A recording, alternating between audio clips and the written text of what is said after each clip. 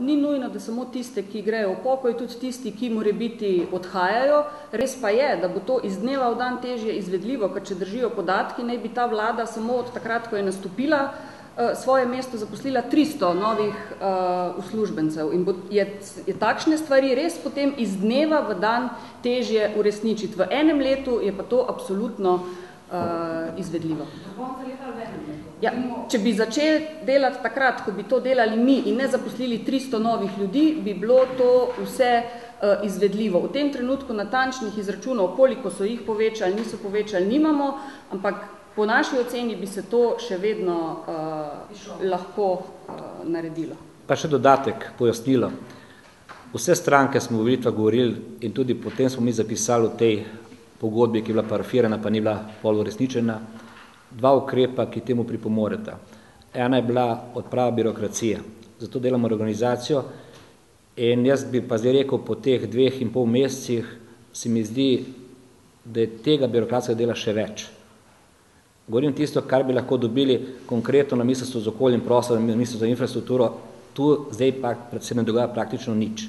Projekti, ki so v teku, kjer dobimo evropska sredstva, so odvisni od tega, ali bo nekdo dal soglasje za kanalizacijo, za tisto, kar je bilo že prej prva faza že izvedena, plačena evropska sredstva, zdaj pač stojimo, teh sredstev lahko 40 milijonov evrov samo za področje osrednje Slovenije, več občine tu. In druga stvar, vsi smo govorili o odpravi kreditnega krča.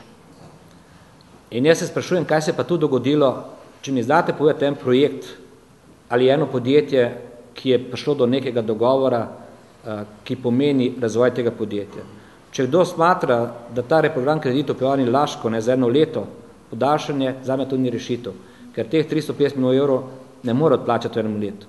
In zame reprogram podjetju, ki ima trg, če se ne motim, imata obe blagovni znamki piva v Sloveniji tržni delež 94%, ki ima veliko znanja, ki ima tudi veliko izvoza, mu je treba pač dati priliko, da se ta kredit, ki mu ga je nekdo dal, oziroma prejšnjemu vodstvu, poravna v naslednjih 10 letih, če hočemo, da ima razvojno strategijo. Tako da na teh 2 stvarih. To vprašanje, v masi plač bi pa rekel, da smo mi bili že zelo skromni.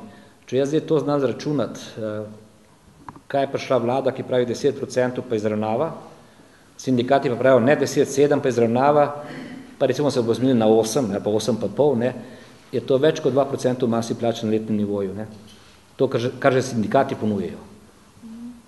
Ta izračun že na 7% je od 2,5 do 3%, bi prihranili. Se pravi, da smo tudi v tem delu bili konzervativni. Ampak pozabljamo na ključni element. Javni sektor je tudi potreben. Je tudi del te družbe, ki omogoča, da deluje in omogoča tudi, da živi.